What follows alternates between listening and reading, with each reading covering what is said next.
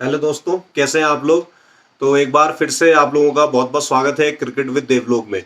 अच्छा, last video मैंने जो अभी डाला है कल एशेज सीरीज के लास्ट मैच का, जल्दी से जाके उसको देख लो। ड्रीम इलेवन का प्रेडिक्शन परफेक्ट कॉम्बिनेशंस मैंने बताए हैं और डिटेल एनालिसिस मैंने किया हुआ है।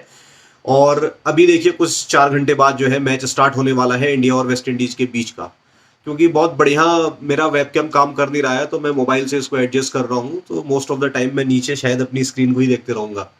इसका आप थोड़ा सा ध्यान रखेंगे दोस्तों। तो देखिए, जो मैच हमारा शुरू होने जा रहा है वेस्ट इंडीज और इंडिया के बीच में।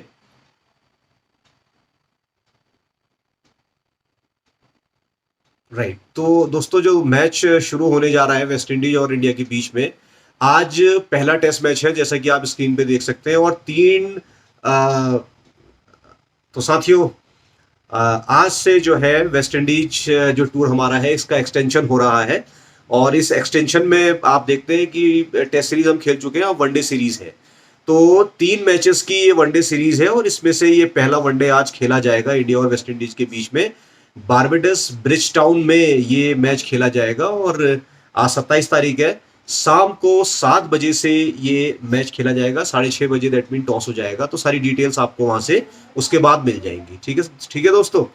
इसके बाद देखिए आगे चलते हैं कि अभी तक हेड टू हेड जितना आपस में इंडिया और वेस्ट इंडीज ने खेला है इसमें क्या परिणाम रहे हैं। तो परिणाम में आप देख सकते हैं कि 139 मैच टोटल खेले हुए हैं, जिसमें से 63 बार वेस्ट इंडीज जीती है और 70 बार इंडिया जीती है। 2 मैच टाई रहे हैं और 4 का कोई रिजल्ट नहीं निकला। ठीक है, लेकिन ये जो आपको दिख रहा ना लगभग लगभग 63 और 70 बराबर, ये 63 और 70 बराबर वाला मामला बिल्कुल अलग है, क्योंकि ये पुराने रिकॉर्ड है जब वेस्ट इंडीज का राज हुआ करता था। इधर अगर आप पिछले 20 साल में देखेंगे तो फिर इंडिया ही जीती है। इंडिया हमेशा भारी पड़ी हुई है, इसका ध्यान देंगे। तो अगर कुछ रिकॉर्ड्स निकालें कि वेस्ट इंडीज में कैसा रहा है मामला, तो वेस्ट इंडीज में यहाँ पे दिखा रहा है, देखिए 20 मैच वेस्ट इंडीज ने जीते हैं और 16 जो है इंडिया ने जीते हैं, जिसमें एक जो है आपका, सॉरी 3 जो है आपके नो रिजल्ट रहे हैं। लेकिन फिर अगर इस 20 और 16 में अगर आप कंपैरिजन करेंगे तो इन 20 और 16 में भी आप देखेंगे ये पुराने रिकॉर्ड है, अभी के रिकॉर्ड नहीं है। हाँ, अगर लास्ट 10 मैचेस आप देख लें कहां कहां कैसे कैसे खेले गए हैं, तो लास्ट 10 मैच में सारी पिक्चर क्लियर होकर आ जाती है दोस्तों तुम्हारे सामने। क्या है, वेस्ट इंडीज सिर्फ एक बार जीत पाई है बमुश्किल, और 8 बार भारत ने जीता है जबकि एक का रिजल्ट आपका नहीं निकला है। तो ये करंट सिनारियो जो है ये ज्यादा इंपॉर्टेंट नजर आता है, इसको जरूर आप ध्यान देंगे। ठीक है, चलिए आगे चलते हैं, क्या कहता है। अच्छा, पिच रिपोर्ट आप देख सकते हैं किस तरीके से पिच रिपोर्ट रहेगी, पिच कैसा खेलने वाली है, ये भी इंपॉर्टेंट है। तो सबसे पहली बात, ये बॉलिंग विकेट है। बॉलिंग विकेट का मतलब है कि इसमें स्कोर बहुत ज्यादा नहीं बनता है 260 से 280 के बीच में इतना ही स्कोर बनेगा आपका। मतलब 300 से ऊपर रेयरली जाता है, गया है एक बार हाईएस्ट 300 से ऊपर, लेकिन वो रेयर है, हमेशा नहीं होता है। तो बॉलिंग विकेट है।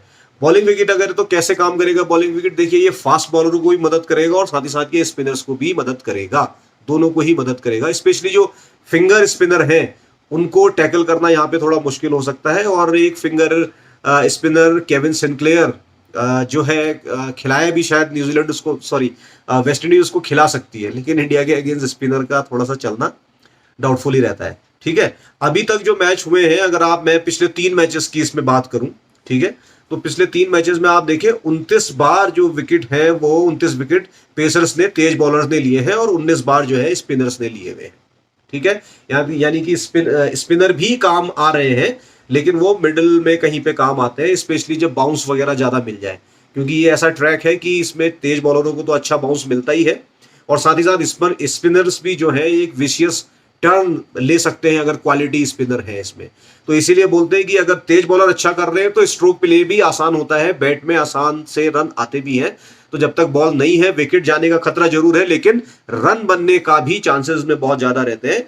और अगर पिछले में मैच की बात करूं, जो ये लास्ट 3 मैच जिनकी मैं बात कर रहा हूं, यहाँ पे जो मैंने लिखा हुआ है, ये 3 मैच बेसिकली न्यूजीलैंड और वेस्ट इंडीज के बीच में खेले गए थे।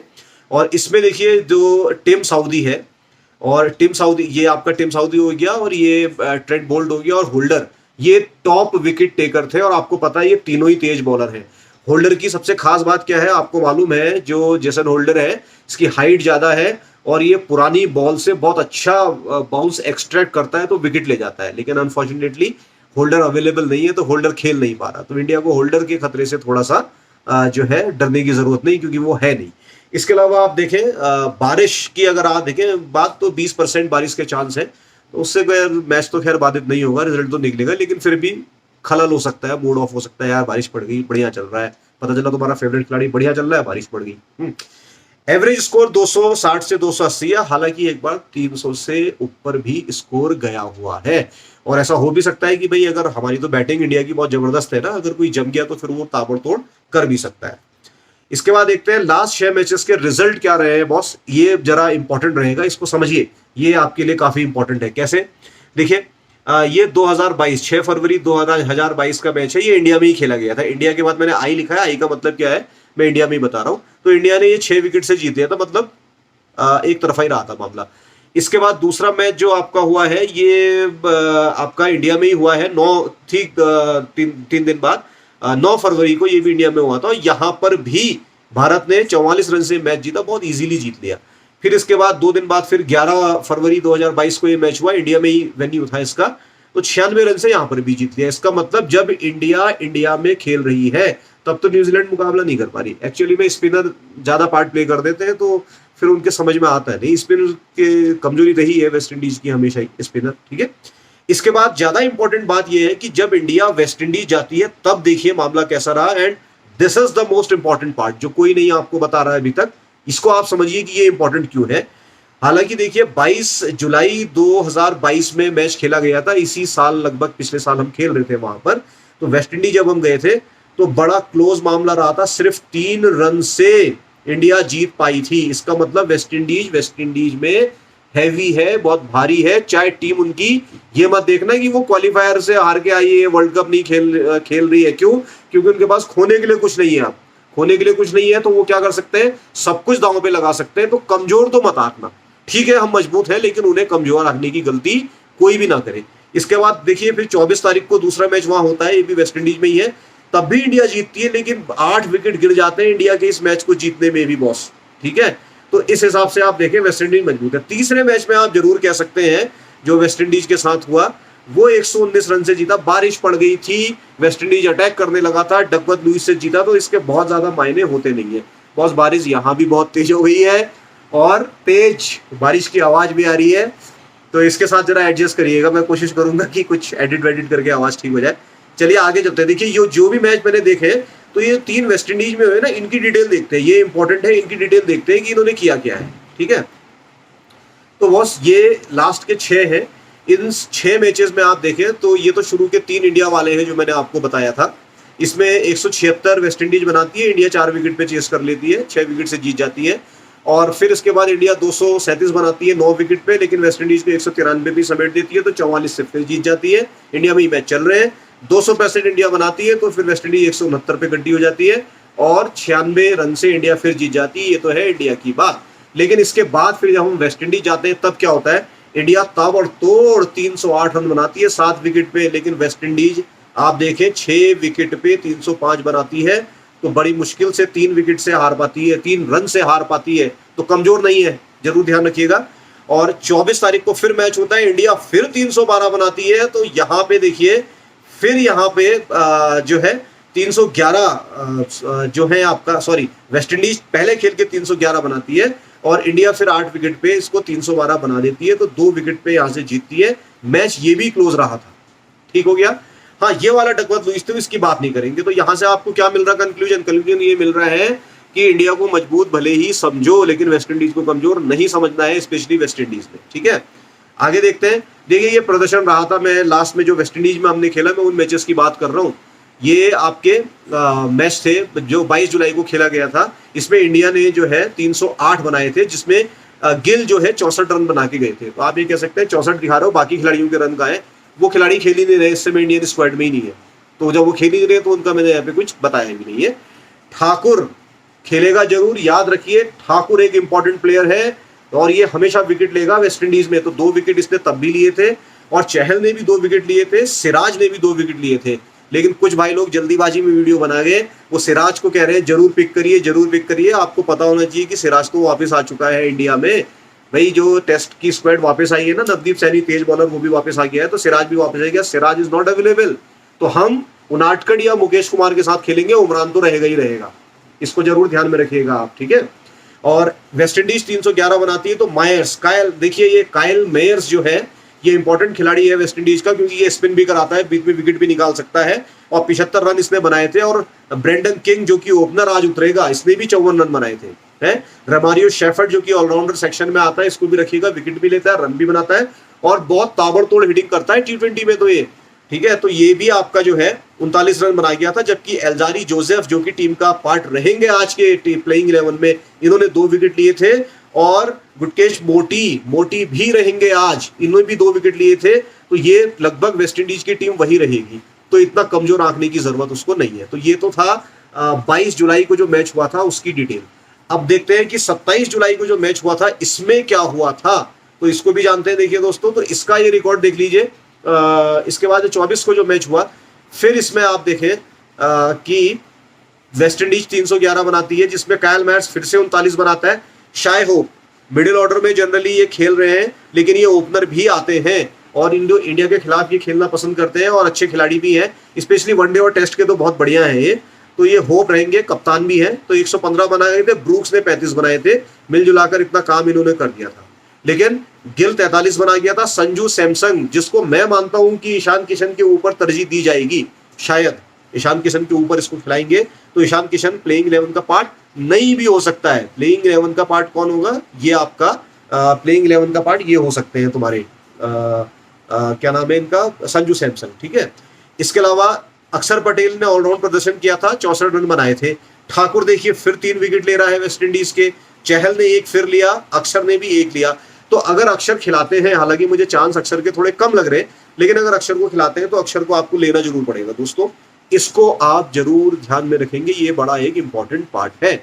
इसके बाद देखिए रोमारियो शेफर्ड 1 विकेट भी लेता है, एल्जारी फिर 2 लेता है, मेयर्स भी 2 लेता है। इसका मतलब घूम फिर के 2-4 खिलाड़ियों के बीच में वेस्ट इंडीज की कहानी उलझती है। तो आपका कॉम्बिनेशन ड्रीम 11 में 7-4 का चल सकता है, ठीक है। 4 वेस्ट इंडीज के 7 हमारे, ऐसे चलेंगे तो बढ़िया रहेगा, ठीक है, ठीक है भाई। तो ये डकवर्थ लुईस वाले का कोई बहुत ज्यादा मामला होता नहीं, तो मैं इसकी बात तो यहाँ पे नहीं करता हूं, लेकिन फिर भी आप ये समझिए कि वेस्ट इंडीज में कमजोर नहीं है, ठीक है। तो इसके बाद ये डकवर्थ लुईस वाले में भी आप देखिए 98 रन गिल बना के जाता है, यानी कि गिल ने तीनों मैच में रन बनाए, तो गिल यहां पर भी बनाएगा। दैट मीन कैप्टन की बहुत बढ़िया चॉइस है गिल कैप्टन की बहुत बढ़िया चॉइस है। संजू फिर 54 बना गया, अक्षर ने फिर 64 बनाए। इसके अलावा 2 ठाकुर, 4 युजवेंद्र चहल विकेट ले गया, और 1 अक्षर पटेल, ठीक है। तो कुलदीप यादव के चांस मुझे कम लग रहे हैं इसमें, शायद चहल को ये लोग ट्राई करेंगे, लेकिन जो रिसेंट फॉर्म है कुलदीप की वो अच्छी है। अब देखिए किसको खिलाते हैं, ये तो जब टॉस होगा तो आपको पता चल जाएगा। तो चहल बाहर होगा तो आप अक्षर को या कुलदीप जो खिलाएंगे उसको लाएंगे ही लाएंगे, ठीक हो गया। और अगर वेस्टइंडीज की बात करें तो सिर्फ किंग ही 42 बना पाता है, ये तो खैर पुराना पीछे छप के आ गया है, इसकी हमें जरूरत नहीं है, ब्रुक्स की भी हमें जरूरत नहीं है, और डकवर्थ लुईस से फिर ये आपका आगे निकल जाता है। करंट फॉर्म की बात करें, देखिए दोस्तों ये जो करंट फॉर्म बनाते हैं ना, मैं देख रहा था कई लोगों को वो उल्टी बनाते हैं। भाई जब आप पढ़ना शुरू करते हैं तो लेफ्ट से आप पढ़ना शुरू करते हैं, राइट की तरफ जाते हैं ना, तो लास्ट प्लेड मैच कहाँ आएगा, वो सबसे लास्ट में आएगा। लेकिन ये लोग सब ESPN क्रिक इन्फो को कॉपी करते हैं और वहीं से डाल देते हैं, अपनी अकल नहीं लगाते हैं कि कौन सा पहले होना चाहिए। तो कंफ्यूजन वाला मामला जो है इसको थोड़ा सा दूर करें। तो ये वाला जो मैच है ये लेटेस्ट है, यानी कि ये लास्ट मैच है जो अभी खेल के गए हैं, और ये वाला भी लास्ट मैच है जो खेल के गए हैं। तो इंडिया देखिए पहले हारी थी 3 मैच लगातार, बीच में ये 1 जीती, ऑस्ट्रेलिया से ये फिर हार गई थी, तो 5 में से सिर्फ 1 जीत के आ रही है। लेकिन ये बहुत ज्यादा फर्क डालता नहीं। क्यों फर्क नहीं डालता, क्योंकि वेस्ट इंडीज काफी कमजोर है, ओके। इसके बाद आप देख सकते हैं वेस्ट इंडीज की बात करें तो वेस्ट इंडीज 3 जीती लगातार। ये कौन से चल रहे हैं, ये जो अभी वर्ल्ड कप खेला है, इधर इन्होंने क्वालिफायर जो खेला है उसकी बात चल रही है। लेकिन फिर ये 2 हार जाती है, तो लास्ट मैच वेस्ट इंडीज भी हार के आई है, लास्ट मैच इंडिया भी हार के आई है। वेस्ट इंडीज ज्यादा जीतती हुई दिख रही, लेकिन वो कमजोर बहुत है इंडिया के मुकाबले में। तो करंट फॉर्म के इस हिसाब से आप ले सकते हैं। इसके बाद आगे देखते हैं क्या है, ओके बॉस। अच्छा अब ये देखिए कि जो प्रोबेबल लाइनअप है इंडिया की, और क्या इनका करंट परफॉर्मेंस और हेड टू हेड में क्या रहा है, तो मैं यहाँ पे लिख देता हूँ। देखिए ये तो हो गए मैचेस, और ये हो गए रन्स, ये हो गए एवरेज, और ये हो गई करंट फॉर्म CF, ठीक है, और ये हो गया हेड टू हेड, ठीक है, हेड टू हेड। तो हेड टू हेड में आप देखें रोहित शर्मा ने 36 मैच वेस्टइंडीज के खिलाफ खेले हैं, 1601 रन बनाए, 57 का जबरदस्त एवरेज है। और करंट फॉर्म में भी आप देखें 34, 51, 101। बस ये लास्ट के मैच जो है ये फ्लॉप करके आया हुआ है। ये लास्ट प्लेड मैच है। मेरा पैटर्न याद रखिएगा दोस्तों, अगर मेरा चैनल फॉलो कर रहे हैं तो मेरा पैटर्न याद रखिएगा, जो बाद में आता है वो लास्ट में खेला हुआ मैच होता है। मैं उल्टा नहीं बनाता हूँ उसको, मैं सीधा ही बनाता हूँ। ठीक हो गया। तो लास्ट के दो में आपका फ्लॉप लग रहा है, लेकिन 101 रन बनाए हैं और एवरेज बहुत बढ़िया है। तो रोहित शर्मा अगर टॉस जीतती है और रोहित शर्मा गिल को आप कैप्टन वाइस कैप्टन लेते हो तो बुरी चॉइस नहीं है, चॉइस बढ़िया है। ठीक हो गया। इसके बाद शुभमन गिल की बात करें, 3 ही मैच खेला है, ये तीनों पिछले बार ही खेला है और तीनों में 205 रन, 102 का एवरेज, 40 नॉट आउट, 112, 20, 0, 37 ये इसके करंट प्रदर्शन है। तो 0 भी बनाया, 37 भी बनाया ऑस्ट्रेलिया के खिलाफ, वहां ये आउट हो गया था तो इसलिए शायद इंडिया हारी भी थी, है ना। तो लेकिन फिर भी वेस्ट इंडीज के खिलाफ बड़ा खिलाड़ी है। विराट कोहली तो खैर बड़े खिलाड़ी हैं, 42 मैच में 2261 रन बना चुके हैं, 66 का एवरेज है। और इसके अलावा आप देखें कि करंट फॉर्म में भी 11, 36, 4, 31, 54, मतलब जो लास्ट मैच खेला है उसमें हाफ सेंचुरी बनाकर आए हैं। तो ये वेस्ट इंडीज के खिलाफ अच्छा कर सकते हैं। सूर्य कुमार यादव ये खिलाएंगे जरूर, लेकिन मेरी चॉइस नहीं है, क्योंकि सूर्य कुमार यादव बेसिकली प्लेयर है T20 के। वो वनडे में अभी तक इतना सफल नहीं हुए हैं, लेकिन इंडिया चाहती है कि जो इंडिया में वनडे वर्ल्ड कप होने वाला है या जो भी एशिया कप खेलेंगे उसके लिए अगर स्काई सेट हो जाता है तो बहुत अटैकिंग प्लेयर तो है ही, इसलिए शायद इसको रखने की कोशिश चल रही होगी। लेकिन मेरी फिलहाल ये चॉइस नहीं है। 6 मैच में इसने सिर्फ 134 रन बनाए हैं, एवरेज भी 26 का है। और देखिए तीनों पारियां जो लास्ट खेल कर आया है सब में 0-0 बनाए हैं, तो आप इसको ओमिट भी कर सकते हैं। इन तीनों को ले लें तो इसको जरा बाहर कर भी सकते हैं। संजू सैमसंग मेरी चॉइस जरूर रहेगा, क्योंकि 3 मैच में 72 रन बनाए हैं इसने और एवरेज इसका 36 का है। और करंट फॉर्म देखें, करंट फॉर्म में भी क्या है, देखिए 86 not out, 30 not out, 2 not out और 36, मतलब चल तो ठीक ही रहा है। तो अगर ईशान किशन को ना खिलाते हैं, संजू को रखते हैं, तो संजू को रखना आप। ईशान किशन को भी खिलाएंगे तो वो आएगा पीछे ही, और पीछे खेलने के मामले में भी Sanju Samson is far better than Ishan Kishan.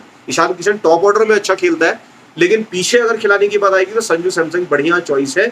मेरे हिसाब से संजू सैमसंग खिलाना चाहिए। अब क्या खिलाती है ये तो मैनेजमेंट जाने। हार्दिक तो रखना ही रखना है, ऑलराउंडर है, 6 मैच खेल चुका है और 70 रन बना चुका है 6 मैच में और 7 विकेट भी ले चुका है। और प्रदर्शन देखें तो 2 विकेट इसने लिए थे, फिर 54 रन और 1 विकेट लिया था, फिर 25 रन और 1 विकेट लिया था, फिर 1 रन बनाया था इसने। लास्ट मैच जो खेल कर आया है अभी ये ऑस्ट्रेलिया के खिलाफ, वहां पे इसने 40 रन और 3 विकेट का काम किया था। ठीक है, तो ये आपका रखा ही जाएगा। वैसे भी हार्दिक तो बड़ा खिलाड़ी है तो रखा ही जाएगा। ठीक है, इसके बाद जड्डू भाई जरूर रखे जाएंगे, अजय जडेजा, रवींद्र जडेजा, क्योंकि मैं पुराना जो है क्रिकेट लवर हूँ, तो 90s और अर्ली 2000 ज्यादा मुझे याद रहता है, लेट 80s है, तो इसलिए अजय जडेजा ध्यान में आ जाते हैं। खैर इसके बाद देखिए रवींद्र जडेजा 29 में 265 रन बना के 61 विकेट। वाह क्या चॉइस है भाई साहब, कैप्टन आप इसको ले सकते हैं और वाइस कैप्टन भी। हालांकि इसलिए थोड़ा सा अवॉइड कर सकते हैं ना, क्योंकि बैटिंग मजबूत है तो इतनी पीछे इंडिया की बैटिंग शायद जाएगी नहीं, तो इनको ज्यादा मौका बैटिंग का मिलेगा नहीं, इसलिए शायद कैप्टन की बहुत बढ़िया चॉइस ना हो। लेकिन अब अगर आप देखें कि क्या प्रदर्शन इन्होंने किया है, तो टोटल 29 रन पहले इन्होंने बनाए, फिर 7 रन बनाए, 1 विकेट लिया, फिर 45 नॉट आउट बनाए, 2 विकेट लिए, फिर 16 और 18 रन बनाए। विकेट बॉलिंग इन्होंने शायद नहीं कराई थी, लास्ट मैच की बात है, या विकेट नहीं मिला, जो भी रही बात इनकी, लेकिन रखा जाएगा। इसके बाद आप देख सकते हैं शार्दुल ठाकुर तो आपका की प्लेयर है, तो ये विकेट लेता ही लेता है। देखिए 35 रन बना चुका है, 11 विकेट ले चुका है, तो 3 wicket, 2 wicket, 1 wicket, 25 run, 3 wicket. हालांकि इसकी बैटिंग तो कम नहीं आएगी, लेकिन ये विकेट लेगा, तो ये आपके लिए हैंडी प्लेयर है, इसको जरूर रखेंगे। इसके अलावा चहल 10 मैच में 20 विकेट ले चुका है, मतलब हर मैच में एवरेज 2 विकेट निकाल ही रहा है, और करंट फॉर्म में भी 1-4-0-1-2 इस हिसाब से इसका काम चल रहा है, तो ये बढ़िया खिलाड़ी हो सकता है।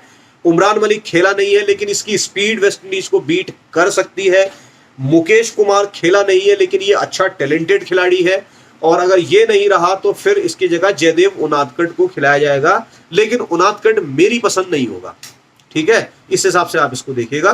तो ये प्रोबेबल प्लेइंग 11 है, प्रोबेबल है, ऐसा नहीं कि यही खेलने वाला है। चेंजेस आप अकॉर्डिंगली करते रहिए। अब ये भी नहीं करना है कि बाद में मैं आपको बता दूंगा क्या आएगा। देखिए जब टॉस आएगा टाइम बहुत कम होता है, टीम सेट करनी होती है, आप अपने आप एडजस्ट कर ही लेते हैं, उसमें बहुत ज्यादा ज्ञान देने की जरूरत है नहीं। इसके बाद आगे चलते हैं। वेस्ट इंडीज का प्रोबेबल 11 लाइनअप जानना आपके लिए ज्यादा जरूरी है, क्योंकि वेस्ट इंडीज के तो सभी बल्लेबाजों की बल्लेबाजी आ सकती है, क्योंकि कमजोर टीम है। तो सबसे पहले अगर मैं हेड टू हेड की ही बात करूं, तो हेड टू हेड में भी बॉस वही है ये मैचेस हैं, ये टोटल रन्स हैं, ये एवरेज है और ये आपकी करंट फॉर्म है, CF लिख देते हैं। ब्रेंडन मैकुलम जो है वो आपका, सॉरी नॉट ब्रेंडन मैकुलम, अच्छा मेरा बेटा आ गया है तो ब्रेंडन मैकुलम मुझे याद आ रहा है। तो मैं ये कपड़े बदल लो आराम से बेटा, सारे चेंज करो जल्दी फटाफट, नहीं तो भीग जाओगे, जल्दी फटाफट करो बेटा, है जल्दी कर लो, फटाफट बदलो, ठीक है। अच्छा हाँ, तो फिर अब ये देखिए ब्रेंडन किंग यहाँ पर आते हैं। किंग 6 मैच में 41 रन बना चुके हैं, 23 की एवरेज है और करंट फॉर्म में 20, 76, 22, 100, 10 शतक मार के आए हैं। लेकिन हो सकता है देखिए चल भी जाए, क्यों, क्योंकि उमरान मलिक और वो इतने ज्यादा एक्सपीरियंस है नहीं, हमारी जो तेज बॉलिंग लाइनअप पे उतनी एक्सपीरियंस नहीं है, तो हो सकता है कि भाई ये चल जाए, लेकिन फिलहाल मेरी चॉइस ये कम रहेंगे। कायल मायर्स को मैं जरूर लूंगा, तो मेरी चॉइस नहीं है तो क्रॉस कर देता हूं। कायल मायर्स को मैं जरूर लूंगा क्योंकि 3 मैच इनने खेले, 114 रन के साथ 2 विकेट बनाए हैं, 1 wicket 1 run 1 wicket, 56 run 1 wicket. Last current form की बात करें फिर 5 रन तो कोई विकेट नहीं मिला, फिर 2 विकेट, 18 रन 0 विकेट। लेकिन ये रहेगा खिलाड़ी, क्योंकि वेस्टइंडीज के पास है ही नहीं कुछ और, तो रखोगे क्या, किसको खिलाओगे। इसके बाद ये कैसी कैटी है, एक ही मैच खेला हुआ है, 5 रन बनाया, इसको बड़ा टैलेंटेड खिलाड़ी बनाते हैं, बताते हैं। और हालांकि मैंने बहुत ज्यादा इसको खेलते हुए देखा नहीं, लेकिन जितना पढ़ा है तो कहते हैं कि टैलेंटेड प्लेयर है और इसके वन डाउन उतरने के चांसेस हैं, ठीक है। तो इसको आप क्या कहते हैं, रख भी सकते हैं, आपकी चॉइस है। फिलहाल मैं तो नहीं रखूंगा इसको भी, मैं रखूंगा शाय होप, ये इनके कैप्टन भी है शाय होप, ठीक है। और 23 मैच में 877 रन 46 की एवरेज से इंडिया के खिलाफ खेलना पसंद करते हैं। करंट फॉर्म उतनी बढ़िया नहीं है, 30, 47, 13, 63 नॉट आउट 2, तो सेंचुरी तो नहीं आई है, लेकिन ये खिलाड़ी बड़े हैं, ये सेंचुरी कर सकते हैं, तो होप को मैं रखूंगा। मायर्स और होप दो मेरे आगे। हेड मायर के साथ कभी तो ये खुद गलती करता है, आपको पता है, जो वो क्वालिफायर वर्ल्ड कप की खेलने थे तो वहां ये फ्लाइट ही नहीं पकड़ पाया तो इसको बाहर कर दिया। हालांकि बहुत टैलेंटेड खिलाड़ी है, T20 में आप इसका जलवा देख चुके हैं और मेरा मानना है वेस्ट इंडीज को अगर चाहिए तो इसको टेस्ट और वहां भी खिलाना चाहिए, वनडे में ये बहुत टैलेंटेड खिलाड़ी है। और 12 मैच में ये आप देखिए 500 रन बना चुका है, 45 की इसकी एवरेज है। करंट फॉर्म में आप 37, 8, 6, 11, 6 जरूर मान सकते हैं, लेकिन फिर भी मैं इसको पसंद करता हूं तो मैं इसको रखूंगा। रोमन पावल मेरी पसंद नहीं है, मेरी पसंद रोमन पावल नहीं है, क्योंकि 10 मैच में 143 रन बनाए हैं और करंट फॉर्म भी इनका बेकार है। और गलती से अगर मान लीजिए कुलदीप यादव खिला दिया ना, अगर इंडिया ने कुलदीप यादव खिला दिया, तो अगर आप कुलदीप यादव लेंगे तो रोमन पावल मत लीजिएगा, क्योंकि ये इसका बनी है, शिकार है उसका, तो ये उसको आउट करते ही रहता है। तो रोमन पावल मेरी पसंद नहीं है। रोमारियो शेफर्ड को मैं ले सकता हूं, क्योंकि 2 मैच में 53 रन बना के 2 विकेट ले चुका है। करंट फॉर्म में 14 रन 1 विकेट, 0-0, यानी कि ना रन ना विकेट, फिर 36 रन 1 विकेट, फिर 3 विकेट, फिर 26 रन 0 विकेट। ठीक ठाक खिलाड़ी है, मतलब बहुत भयंकर तो नहीं है, लेकिन ठीक ठाक है। T20 में तो मैं इसको तरजीह दे देता, यहाँ तो खैर नहीं ले पाऊंगा मैं इसको। और क्योंकि बाद में क्या होता है कि स्पिन बढ़िया करती है ना, तो स्पिन का भी मामला है, और केविन सिनक्लियर अच्छा स्पिनर है और ये फिंगर स्पिनर है, इसको याद रखिएगा।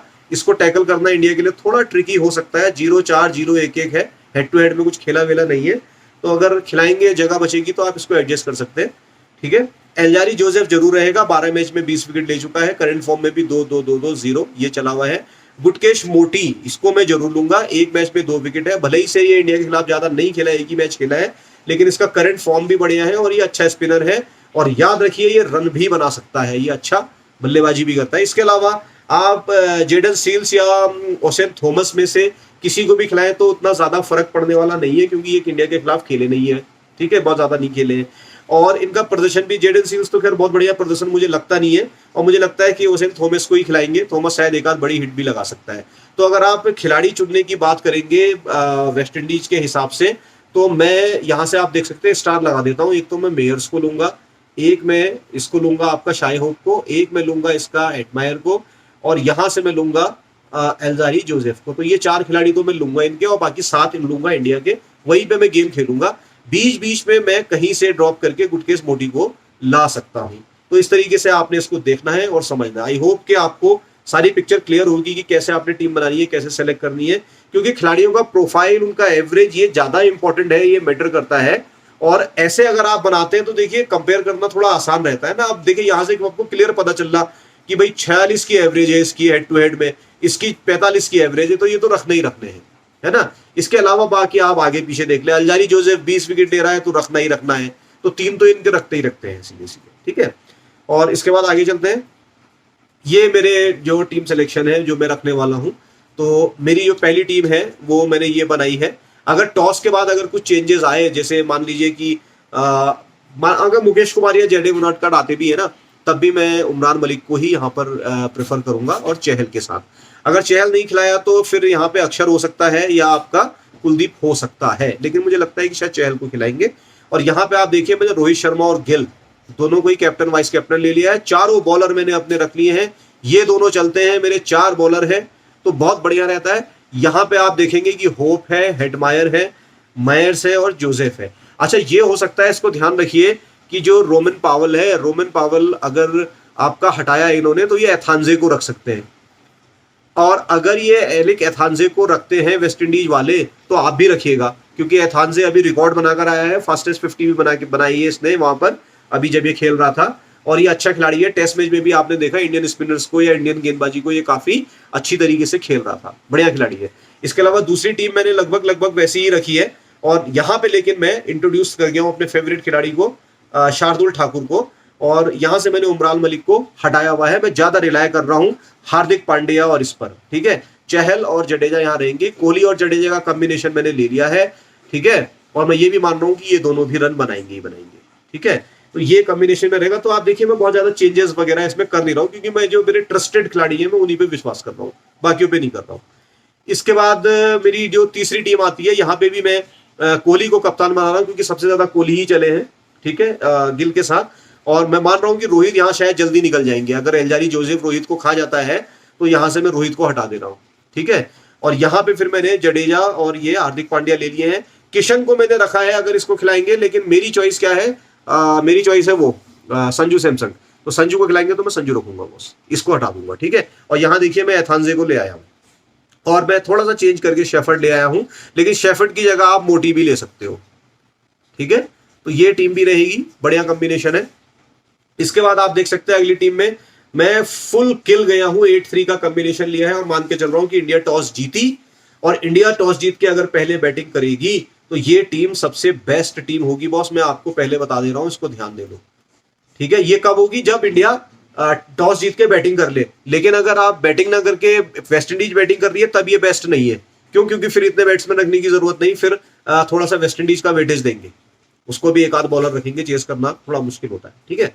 तो इस तरीके से आप अगर लेंगे, ये आइडिया लेके टीम बनाएंगे तो आपकी टीम बॉस बहुत बढ़िया बनने वाली है। मे भी ग्रैंड लीग में कुछ हो जाए क्लिक, ये तो खाली सभी कहते हैं कि ग्रैंड लीग में क्लिक हो जाए, अगर ऐसा होता तो हम भी ग्रैंड लीग जीत चुके होते। आज तक ग्रैंड लीग तो नहीं जीते, लेकिन हाँ ये है कि जो स्मॉल लीग्स हैं उसमें हम कुछ पोजीशन लाते हैं। और बार बार जो मैं बात हमेशा आपसे कहता हूँ कि जितने भी ये फैंटेसी गेम हैं इनमें जीतते बहुत कम है, हारने वालों की संख्या ज्यादा रहती है। पैसा सोच समझ के लगाएं, वेस्ट ना करें, अपनी अकल लगा के खेलें, ठीक है। तो दोस्तों आई होप ये समझ में आया होगा। अच्छा, इसको जाने से पहले दोस्तों अगर ये समझ में आ रहा है वीडियो तो आप लाइक कर दीजिए। वीडियो को लाइक करने में बॉस कुछ नहीं जाता है, इवन सब्सक्राइब करने में कुछ नहीं आता, दोनों चीज फ्री है, ठीक है। पूरा का पूरा एनालिसिस हम आपको देते हैं। मैं ये तो नहीं कहूंगा कि ज्ञान दे देते हैं, ज्ञान भाई सभी भाई जितने लोग यूट्यूब पे बैठे हैं या जो वॉचर्स भी हैं, जो देख भी रहे हैं, सब्सक्राइबर्स भी हैं या फैमिली है हमारी, सब्सक्राइबर्स कहना ठीक नहीं रहता, फैमिली है, उन सबके पास अपनी अकल है। थोड़ा सा बस ये है कि लोगों के पास समय नहीं रहता, तो वो आपका डेटा नहीं निकाल पाते हैं स्टैट, तो वो हम निकाल के आपको दे रहे हैं, बाकी आप हमसे ज्यादा समझदार हैं। लेकिन फिर भी ये कॉम्बिनेशंस आप देखेंगे तो आपको कुछ ना कुछ क्लिक कर सकता है, अकॉर्डिंगली चेंज कर सकते हैं टॉस के बाद। तो दोस्तों सब्सक्राइब करना ना भूले क्रिकेट विद देवलोक को, क्योंकि सिर्फ यही नहीं, सिर्फ ये ड्रीम 11 के प्रेडिक्शन ही नहीं, मैं आपके लिए क्रिकेट क्लासिक से लेके इतनी बढ़िया बढ़िया चीजें लाता हूँ, डेली वीडियो अपलोड करते रहता हूँ, उसमें शॉर्ट्स में रोज आते हैं। शॉर्ट्स के अलावा आप देख सकते हैं बड़े वीडियो, मेरे जो लॉन्ग वीडियो हैं वो क्लासिक क्रिकेट से लेके आते हैं, तो बहुत कुछ मैं बनाता हूँ, ठीक है। तो क्रिकेट लवर, अगर आप ट्रू क्रिकेट लवर है तो मेरे चैनल को जरूर सब्सक्राइब करिए। और मैं मिलता हूं आपसे अगले मैच में जो कि परसों होगा। लेकिन इससे पहले अगर आपने मेरा वीडियो नहीं देखा है इंग्लैंड और ऑस्ट्रेलिया के आज के टेस्ट मैच का, उसको भी जाके देख लीजिए, वहां पर भी मैं बहुत बढ़िया तरीके से डिटेल कंबाइन करके आपके लिए चीजें लाया हूं, ठीक है दोस्तों। तो बेस्ट विशेष है टीम्स के लिए भी, टीम इंडिया के लिए भी, कि वो जीत कर आए और अच्छी प्रैक्टिस वर्ल्ड कप के लिए करें, और आपके लिए भी दोस्तों। तो फिर मिलते हैं बाद में, बाय बाय, टेक केयर।